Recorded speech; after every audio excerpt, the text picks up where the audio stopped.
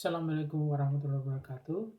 Dalam kesempatan kali ini, ya, pada mata kuliah Politik Hukum, kita akan mencoba mengulas tentang politik hukum judicial review, ya. Ini dalam kaitan pengujian integratif di bawah Mahkamah Konstitusi. Jadi selama ini secara empirik kita tahu bahwa memang dualisme itu ada dalam pengujian produk hukum, yaitu di Mahkamah Agung dan Mahkamah Konstitusi.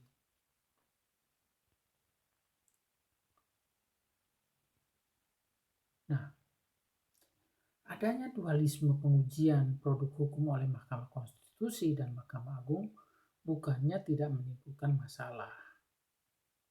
Profesor Sri Sumantri menegaskan ada kaitan antara undang-undang dan peraturan di bawahnya. Berdasarkan ketentuan yang ada, jika peraturan pemerintah, peraturan presiden, peraturan daerah bertentangan dengan undang-undang, maka akan diuji di Mahkamah Agung. Problematika yang muncul adalah jika undang-undang yang digunakan untuk menguji di Mahkamah Konstitusi dan ternyata diputuskan bahwa undang-undang dimaksud bertentangan dengan Undang-Undang Dasar 45, hal ini akan berbeda jika pengujian peraturan perundang-undangan itu dilakukan satu atap, karena kondisi tersebut dapat segera diatasi dan ditangani langsung oleh Mahkamah Konstitusi, ya, dapat mendahulukan pengujian undang-undang terhadap Undang-Undang Dasar 45. Dan apabila undang-undang tersebut dinyatakan bertentangan dengan Undang-Undang Dasar 45, maka menjadi tidak relevan permohonan untuk menguji peraturan pemerintah, karena undang-undang yang dijadikan hukum pembuatan peraturan pemerintah tidak berlaku lagi. Nah, itulah sisi idealnya jika secara keseluruhan pengujian perundang-undangan itu dilakukan oleh Mahkamah Konstitusi. Kemudian pengujian peraturan perundang-undangan atau judicial review menurut Jimli Asidiki. Jimli mengungkapkan bahwa pembagian tugas di bidang pengujian peraturan atau judicial review atas peraturan perundang-undangan antara Mahkamah Agung dan Mahkamah Konstitusi sama sekali tidak ideal. Hal ini dapat menimbulkan perbedaan atas putusan saling bertentangan antara Mahkamah Konstitusi dan Mahkamah Agung. Ke depan memang harus dipikirkan kemungkinan mengintegrasikan seluruh sistem pengujian peraturan di bawah kewenangan Mahkamah Konstitusi. Jadi menurut Jimli, ada 4 alasan yang menyebabkan pemisahan pengujian peraturan tersebut menjadi tidak ideal. Apa itu? Pertama, pemberian kewenangan pengujian atau judicial review materi undang-undang terhadap Undang-Undang Dasar kepada Mahkamah Konstitusi yang baru dibentuk mengesankan hanya sebagai tambahan perumusan terhadap materi Undang-Undang Dasar, ya, secara mudah dan tambal sulam. Jadi seakan-akan konsepsi hak uji materi peraturan yang ada di Mahkamah Agung tidak turut berpengaruh dengan hak uji yang diberikan kepada Mahkamah Konstitusi. Perumusan demikian terkesan seakan kurang didasarkan atas dasar pendalaman konseptual berkenaan dengan konsepsi uji itu sendiri secara komprehensif. Nah, yang kedua, itu pemisahan kewenangan itu masuk akal untuk dilakukan jika sistem kekuasaan dianut masih didasarkan atas prinsip pembagian kekuasaan, bukan prinsip kekuasaan yang mengutamakan check and balances sebagaimana yang dianut oleh Undang-Undang Dasar 45 sebelum perubahan pertama dan kedua. Undang-Undang 45 telah resmi dan tegas menganut prinsip pemisahan kekuasaan horizontal. Oleh karena itu, pemisahan antara materi undang-undang tidak seharusnya dilakukan lagi. Nah, ketiga, menurut Jimli, Dalam praktik pelaksanaannya, substantif antara putusan Mahkamah Agung dengan MK. Oleh karena itu, sebaiknya sistem pengajuan peraturan perundang-undangan di bawah konstitusi diintegrasikan saja di Mahkamah Konstitusi. Dengan demikian, masing-masing mahkamah dapat memfokuskan perhatian pada masalah yang berbeda. Mahkamah Agung menangani persoalan keadilan dan ketidakadilan warga negara. Sedangkan Mahkamah Konstitusi menjamin konstitusionalitas keseluruhan peraturan perundang-undangan. Keempat, menurut Jimli, jika kewenangan pengujian materi peraturan perundang-undangan di bawah Undang-Undang Dasar sepenuhnya diberikan kepada Mahkamah Konstitusi, tentu beban Mahkamah Agung dapat berkurang.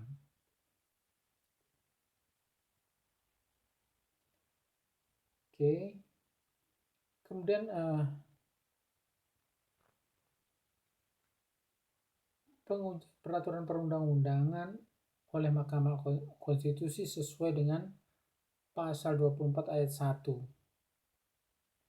Jadi dalam konteks pengujian peraturan perundang-undangan di bawah undang-undang ke Mahkamah Agung sebagaimana diatur pasal 24 ayat 1 Undang-Undang Dasar 45 adalah undang-undang. Sementara dasar pengujian peraturan daerah sebagaimana diatur dalam Undang-Undang Pemerintahan Daerah adalah peraturan perundang-undangan yang lebih tinggi.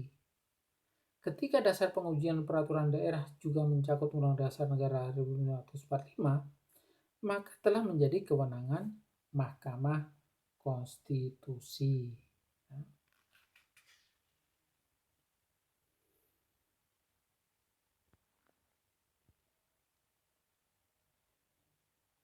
Nah, untuk mewujudkan pengujian integratif di bawah Mahkamah Konstitusi, maka ada dua langkah dan strategis yang perlu dilakukan. Ini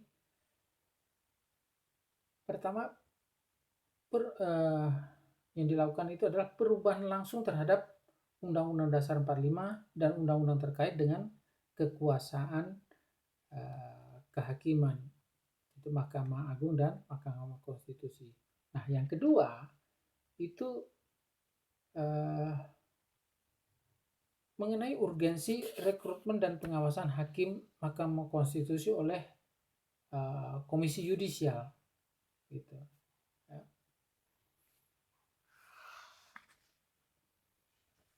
Baik.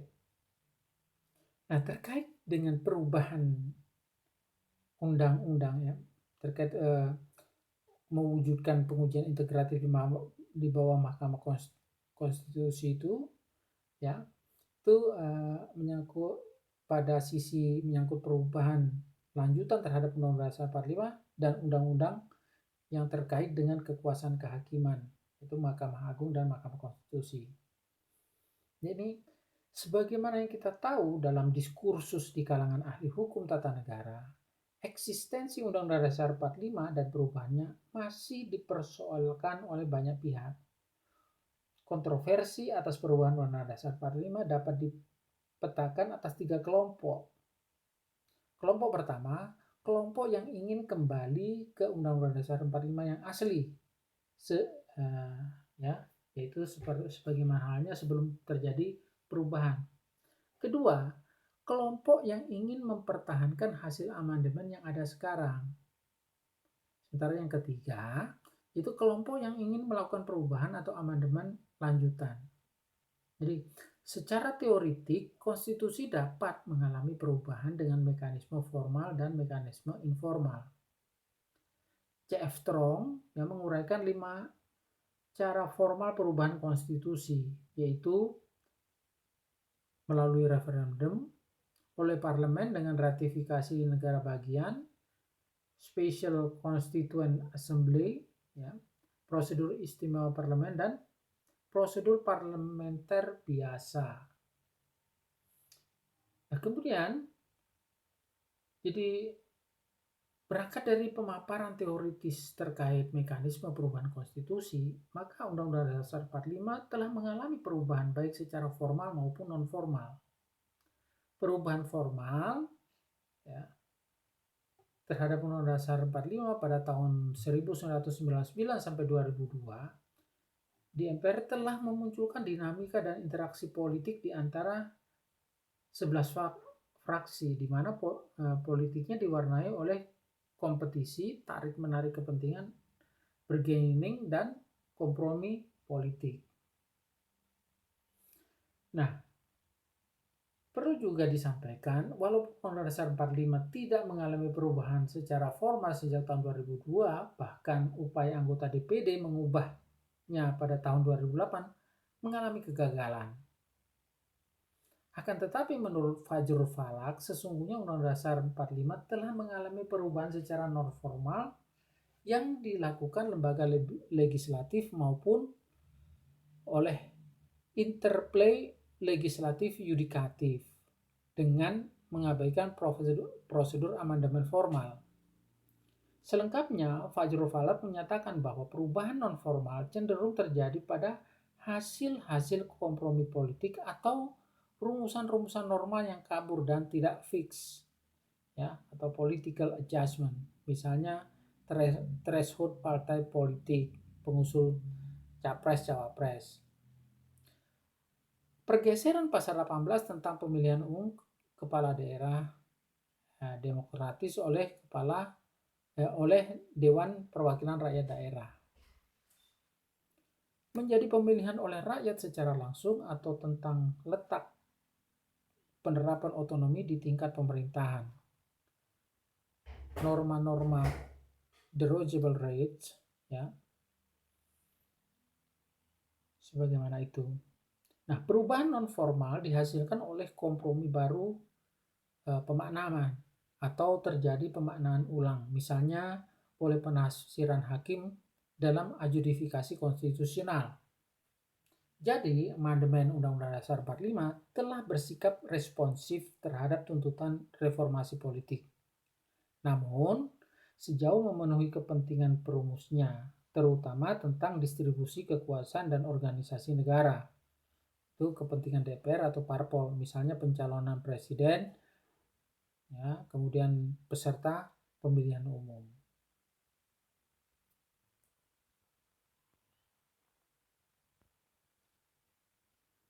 Kemudian perlunya perubahan formal Undang-Undang Dasar 45. Jadi terlepas dari beberapa kemajuan yang telah dicapai oleh bangsa ini sebagai implikasi dari 4 kali perubahan Undang-Undang Dasar 45, seperti kebebasan pers, pemilu yang demokratis, dan lain-lain, tampaknya tetap diperlukan perubahan formal lanjutan terhadap Undang-Undang Dasar 45. Nah, sebelum dilakukan perubahan lanjutan terhadap UUD 45, seyogianya dipersiapkan terlebih dahulu desain besarnya atau grand design. Sehingga tampak sistem pemerintahan, sistem perwakilan, dan sistem kekuasaan kehakiman yang dianut Indonesia. Dalam hal ini sebaiknya dilakukan oleh Komisi Konstitusi yang independen agar tidak terhegemoni oleh kepentingan politik jangka pendek. Nah, dalam kaitan langkah menuju kepada pengintegrasian pengujian peraturan di bawah Mahkamah Konstitusi, maka perubahan terhadap pasal 24A ayat 1 Undang-Undang Dasar 45 ya, menegaskan Mahkamah Agung berwenang menguji peraturan perundangan di bawah undang-undang bla bla bla bla perlu dihapuskan untuk kemudian diintegrasikan ke dalam kewenangan Mahkamah Konstitusi. Perubahan terhadap Undang-Undang Dasar 45 tersebut tentu saja harus diikuti dengan perubahan peraturan perundang-undangan terkait, baik yang mengatur tentang kekuasaan kehakiman maupun tentang Mahkamah Agung dan Mahkamah Konstitusi.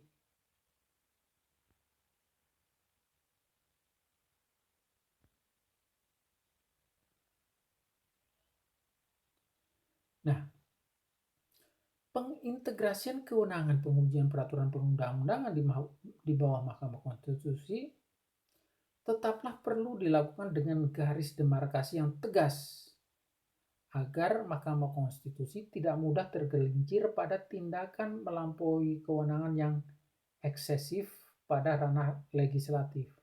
Maka, kewenangan pengujian secara integratif di Mahkamah Konstitusi haruslah dibatasi dengan original intent hasil perubahan Undang-Undang Dasar 45. Mahfud MD ya merekomendasikan 10 rambu-rambu yang harus diperhatikan Mahkamah Konstitusi dalam pengujian peraturan perundang-undangan. Adapun rambu-rambu tersebut adalah sebagai berikut. Pertama, dalam mengajukan pengujian konstitusionalitas undang-undang, MK tidak boleh membuat putusan yang bersifat mengatur. Jadi hanya menafsirkan saja begitu. Kedua, dalam melakukan pengujian konstitusionalitas undang-undang, Mahkamah Konstitusi tidak boleh membuat ultra petita. Sebab dengan ultra petita berarti Mahkamah Konstitusi mengintervensi ranah legislatif. Nah, yang ketiga dari 10 usulan rekomendasi dari Mahfud MD, yaitu dalam membuat putusan MK tidak boleh menjadikan undang-undang sebagai dasar pembatalan undang-undang lainnya. Tumpang tindih antar berbagai undang-undang. Ya, menjadi kewajiban lembaga legislatif untuk menyelesaikannya melalui legislative review.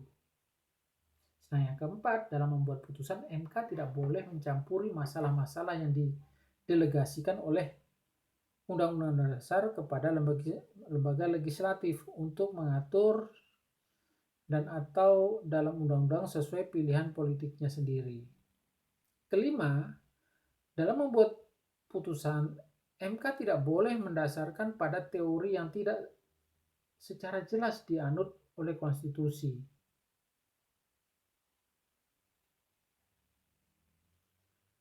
Ya. Kemudian yang keenam, MK tidak boleh ya menjalankan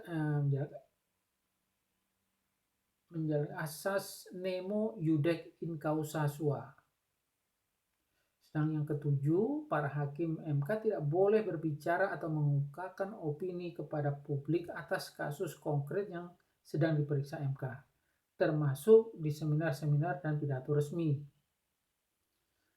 Yang kedelapan, para hakim MK tidak boleh mencari-cari perkara dengan menganjurkan siapapun untuk mengajukan gugatan atau permohonan ke Mahkamah Konstitusi.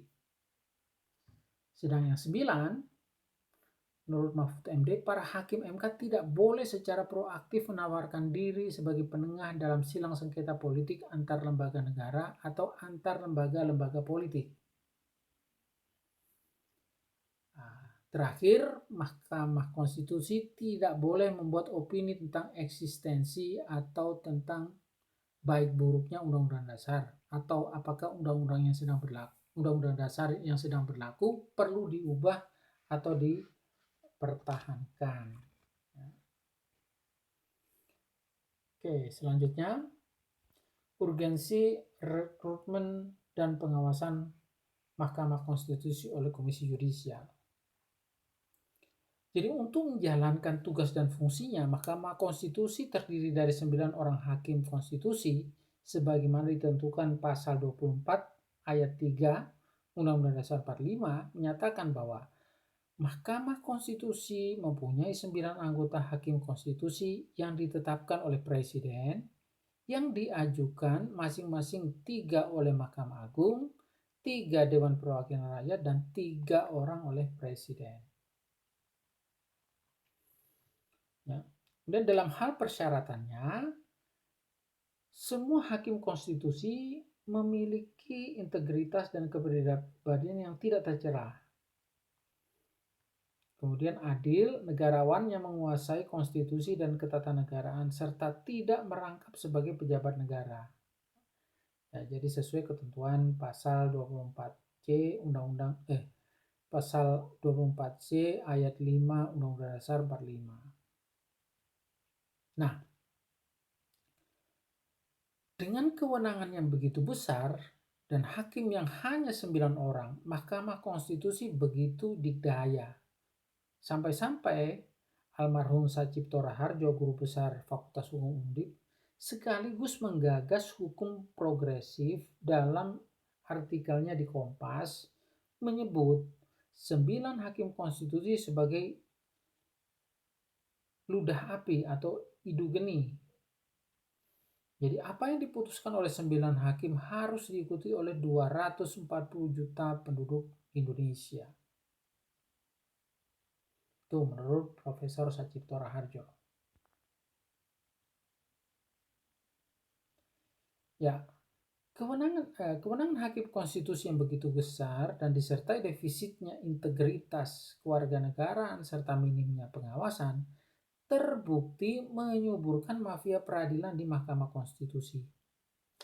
Puncak pembuktian bahwa MK tidak lagi bersih terungkap dengan tertangkapnya Ketua MK Akil Mukhtar pada 2 Oktober 2013. Penangkapan Akil telah mengguncang dunia hukum dan menjadi kegetiran banyak pihak yang sejak kehadirannya memposisikan Mahkamah Konstitusi sebagai salah satu benteng keadilan dan sekaligus tumpuan harapan di tengah suramnya wajah penegakan hukum.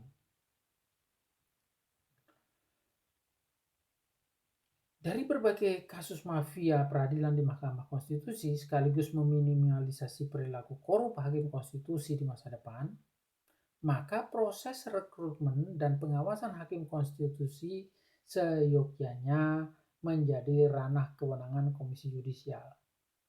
Komisi Yudisial merupakan salah satu lembaga baru yang memang sengaja dibentuk untuk menangani urusan yang terkait dengan pengangkatan hakim agung serta menegakkan kehormatan, keluhuran martabat dan perilaku hakim. Nah, di negara lain eksistensi lembaga semacam komisi yudisial merupakan hal yang lumrah. Namun demikian, fungsi lembaga semacam komisi yudisial berbeda antara satu negara dengan negara lainnya. Di Afrika Selatan misalnya, dikenal lembaga yang disebut Judicial Service Commission yang berfungsi memberikan rekomendasi dalam hal pemberhentian hakim, mengajukan calon ketua Mahkamah Agung, dan memberikan masukan dalam hal pengangkatan ketua dan wakil ketua Mahkamah Konstitusi. Di negara-negara Eropa Selatan seperti Perancis, Italia, Spanyol, dan Portugal, lembaga ini cenderung memiliki kewenangan terbatas, yaitu rekrutmen hakim, mutasi dan promosi, serta pengawasan dan pendisiplinan hakim. Sedang di Eropa Barat seperti Swedia, Irlandia, dan Denmark cenderung memiliki kewenangan lebih luas. Di samping kewenangan seperti negara Eropa Selatan, juga memiliki kewenangan pengawasan terhadap administrasi pengadilan, keuangan pengadilan, manajemen perkara, sampai dengan manajemen pengadilan, yaitu perumahan hakim, pendidikan hakim, dan seterusnya. Nah, di Indonesia, Komisi Yudisial merupakan sebuah lembaga baru yang diharapkan dapat menjaga kehormatan, keluhuran martabat, dan perilaku hakim. Namun demikian, keberadaan Komisi Yudisial ternyata berujung pada konflik dengan Mahkamah Agung, sehingga mendorong puluhan hakim agung mengajukan permohonan judicial review terhadap Undang-Undang Komisi Yudisial. Pada hari Rabu 26 Agustus 2006, Mahkamah Konstitusi telah memutuskan permohonan pengujian Undang-Undang Nomor 22 Tahun 2004 tentang Komisi Yudisial dan Undang-Undang Nomor 4 Tahun 2004 tentang Kekuasaan Kehakiman terhadap Undang-Undang Dasar 45. Para pemohon adalah 30 hakim agung. Ya. Mereka mengajukan permohonan pada 10 Maret 2006.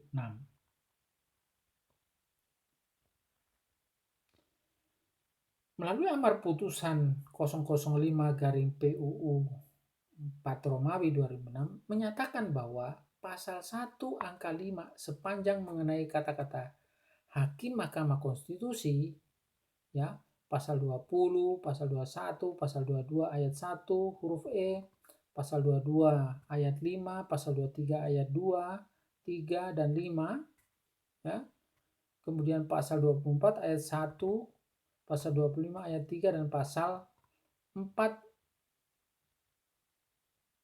dan ayat 4 Undang-Undang Komisi Yudisial, serta pasal 24 ayat 3 undang-undang kekuasaan kehakiman yang bertentangan dengan Undang-Undang Dasar 45 dan tidak memiliki kekuatan hukum mengikat.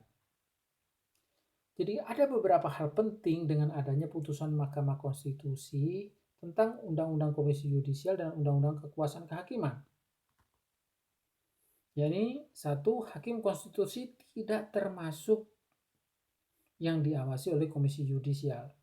Kedua, pengawasan Komisi Yudisial terhadap Hakim Agung tidak bertentangan dengan Undang-Undang Dasar 45 karena hal tersebut menjadi kewenangan pembentuk undang-undang. Apakah pengawasan Komisi Yudisial terhadap hakim biasa saja ataukah juga termasuk Hakim Agung? Ketiga, perumusan ketentuan pengawasan dalam Undang-Undang Komisi Yudisial bersifat kabur sehingga menimbulkan ketidakpastian hukum. Pengawasan terhadap hakim adalah dalam rangka menjaga dan menegakkan kehormatan, kemudian martabat dan perilaku hakim yang dibutuhkan untuk menjalankan tugas mengadili secara merdeka guna menegakkan hukum dan keadilan. Dan yang keempat, terakhir, ini dalam putusan ini Majelis Hakim Konstitusi juga memberikan rekomendasi tentang perlunya segera dilakukan penyempurnaan terhadap Undang-Undang Komisi Yudisial dan ketentuan lain yang terkait secara komprehensif.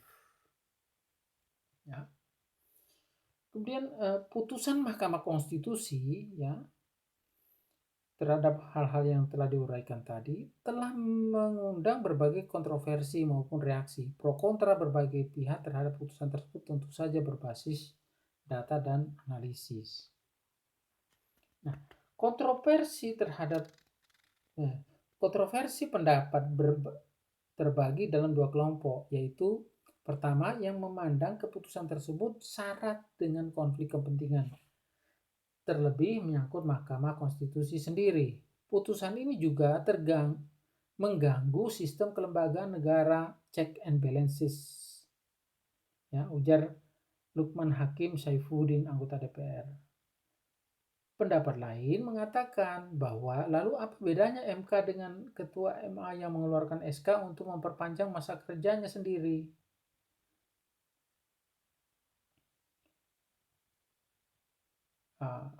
Mahfud MD sebagaimana dikutip media menilai bahwa putusan ini telah mengebiri kewenangan pengawasan yang dimiliki oleh KY dan akan semakin menyuburkan korupsi peradilan. Nah, yang kedua, pendapat yang menilai bahwa keputusan ini justru menjadi pendorong untuk menyelesaikan perseteruan antara Mahkamah Agung dan Komisi Yudisial. Lebih dari itu, putusan ini mendorong penataan berbagai regulasi menyangkut peradilan. Terlepas dari pro kontra terhadap putusan tersebut, ya, putusan ini menjadi starting point bagi harmonisasi dan sinkronisasi berbagai peraturan perundang-undangan bidang peradilan. Nah, pengawasan terhadap hakim haruslah tetap menjadi kewenangan Komisi Yudisial, karena sangatlah keliru kalau dikatakan secara universal Komisi Yudisial tidak dapat mengawasi Hakim Agung maupun Hakim Konstitusi. Dalam hal ini kita bisa belajar dari negara-negara lain yang memiliki institusi semacam Komisi Yudisial. Nah, di beberapa negara Komisi Yudisial memiliki peran yang lebih kuat dari Komisi Yudisial di Indonesia yang hanya sebatas memberi rekomendasi. Di antaranya adalah seperti yang diatur konstitusi Argentina tentang fungsi Komisi Yudisial yang dapat memutus pemberhentian hakim, dan Komisi Yudisial Kroasia yang mengangkat dan memberhentikan serta memutus segala hal yang berkaitan dengan kedisiplinan hakim. Demikian juga dengan konstitusi Prancis dan Thailand. Komisi Yudisial Prancis dapat bertindak sebagai dewan pendisiplinan hakim di segala tingkat peradilan. Sedangkan Komisi Yudisial Thailand memiliki kewenangan untuk menghukum hakim agung. Jadi itu. Jadi itulah ya yang bisa disampaikan ya Jadi berdasarkan hal-hal yang kita telah bahas tadi, ya,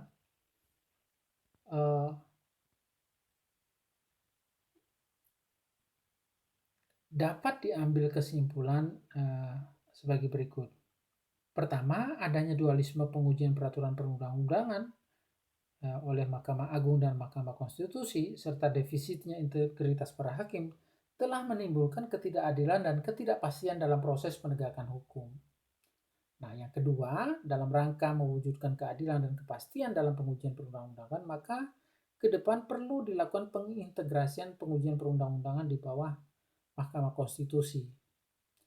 Desain pengujian yang integratif tersebut dilakukan dengan perubahan Undang-Undang Dasar 45 dan undang-undang terkait dengan kekuasaan kehakiman, Mahkamah Konstitusi maupun Mahkamah Agung. Rekrutmen pengawasan terhadap hakim konstitusi idealnya dilakukan oleh Komisi Yudisial. Demikian dapat disampaikan dengan akhir kata. Wassalamualaikum warahmatullahi wabarakatuh. Sekian dan terima kasih.